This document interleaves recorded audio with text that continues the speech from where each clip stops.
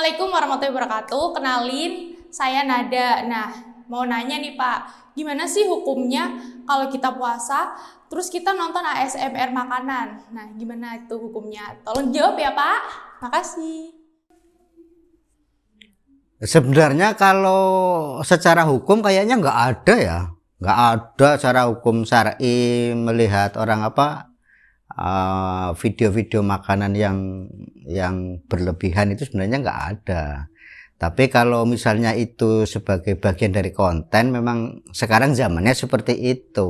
Zamannya kita lagi perang dengan medsos kan gitu. Banyak sekali media-media yang memunculkan makanan-makanan seperti itu. Kadang-kadang ada yang nyeleneh juga makannya pakai lombok banyak sekali, itu sampai dimakan sampai berember-ember. Itu lomboknya itu kan itu pedes bener apa enggak, kita kan enggak tahu itu lombok bener apa kita enggak tahu juga ya.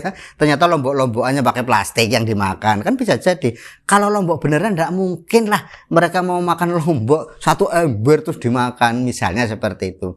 Apalagi di bulan puasa, mestinya kan konten-konten seperti itu bagi provider sekelas misalnya kayak TikTok, kayak Snack Video juga harus memperhitungkan itu, memperhitungkan konten-konten yang berkaitan dengan mengganggu orang berpuasa, mestinya begitu. Tapi kalau misalnya sudah kadung banyak ya, mereka provider itu kan ada sistem yang mereka bisa dengan 1 detik aja bisa menghapus semua konten, bisa itu.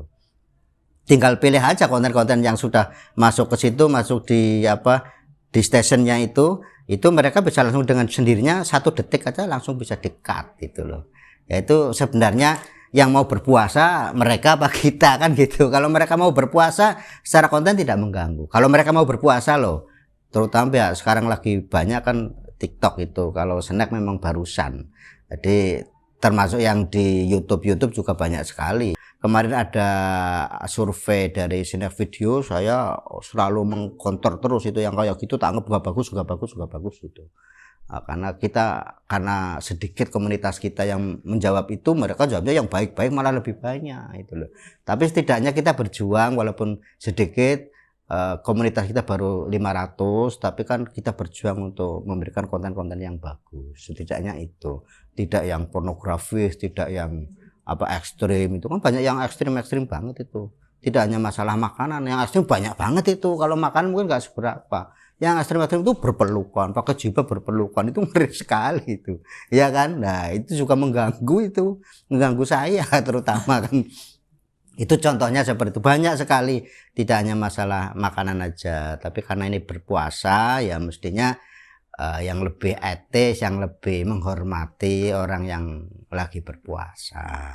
Kalau misalnya itu mengganggu, sampean siapapun yang merasa umat Islam ya juga memberikan komentar-komentar yang sekiranya mereka tidak akan meneruskan gitu. Tolong ini puasa misalnya gitu kan, mereka juga malu kalau begitu kan.